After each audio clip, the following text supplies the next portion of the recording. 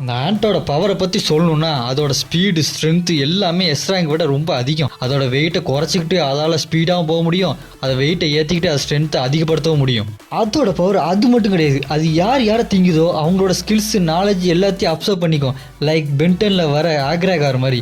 அது மட்டும் இல்லாமல் ஸ்னேக் பாபு மாதிரி பயங்கர பாய்சனோடு இருக்கிற கொடுக்கு இருக்கும். அந்த கொடுக்கை வச்சு ஒரு போடு போட்டால் போதும், பேரலைஸ் ஆகி இறந்துருவாங்க. அவ்வளோ பயங்கரமான வசம் அது. அவ்வளோ பவர்ஃபுல்லான எஸ் ரேங்க் ஹண்டர்லாம் ஒரு மேட்ரே இல்லாத மாதிரி எல்லாத்தையும் டியூப்லைட்டை கடிச்சு சாப்பிட்ற மாதிரி கடிச்சு சாப்பிட்டுக்கிட்டு போய்கிட்டே இருக்கும். கோட்டோ ரிஜியெல்லாம் ஓவர் பில்டப் பண்ணிட்டு இருந்திருப்பாங்க.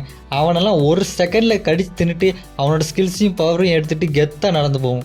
எல்லா எஸ் ரேங்க் ஹண்டருக்கும் மரண பயத்தை காட்டிட்டா பரமான்ற மாதிரி மரண பயத்தை காட்டிடும். இந்த ஆண்டை கொல்ல வந்த இவங்க எப்படியாச்சும் இங்கேருந்து தப்பிச்சா போதுன்ற மைண்ட் செட்டுக்கு வந்துடுவாங்க.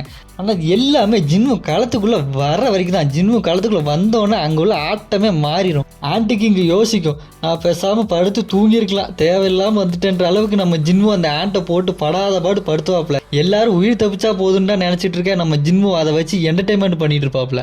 அதோட ஸ்ட்ரென்த்தை வச்சு அடிக்கலாம் அடித்தா நம்ம ஜின்மோட மேசிவான ஸ்ட்ரென்த்தில் அடி விழுந்தோன்னே மூஞ்சி முகரெல்லாம் பேர்ந்து அது பறந்து போய் விழும். சரி, ஸ்பீடை வச்சு அடிக்கலாம்னு அடித்தா நம்ம ஜின்னுவோட ஸ்பீடு அதை விட ஓவர் பவராக இருக்கும்.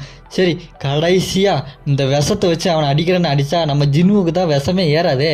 என்னடா பண்ணுறது, நான் இங்கேருந்து தப்பிச்சு போனால் எங்கடா போகிற அப்படின்னு ரூலர் கண்டை பிடிச்சி கீழே போட்டு கிரிட்டிக்கல் ஸ்ட்ரைக் கொடுத்து சொல்லி முடிச்சிடாப்புல.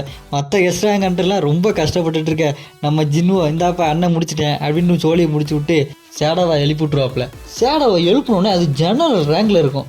இது வரைக்கும் அந்த சேடோவிலையோ இந்த சேடோவை தான் பேசும். நீங்கள் இது வரைக்கும் இந்த சேடோவெல்லாம் லாயல்ட்டியாக இருக்கும், ஆனால் இது லாயல்ட்டிக்கு மேலே அப்சஷனாக இருக்கும். ஜின்முன்னு இருக்கும். இப்போது இந்த கேரக்டர் இவ்வளோ பயங்கரமாக இருக்குது, ஆனால் போக போக இது உங்களுக்கு ஃபேவரட் சேடோ கேரக்டராக மாறும்.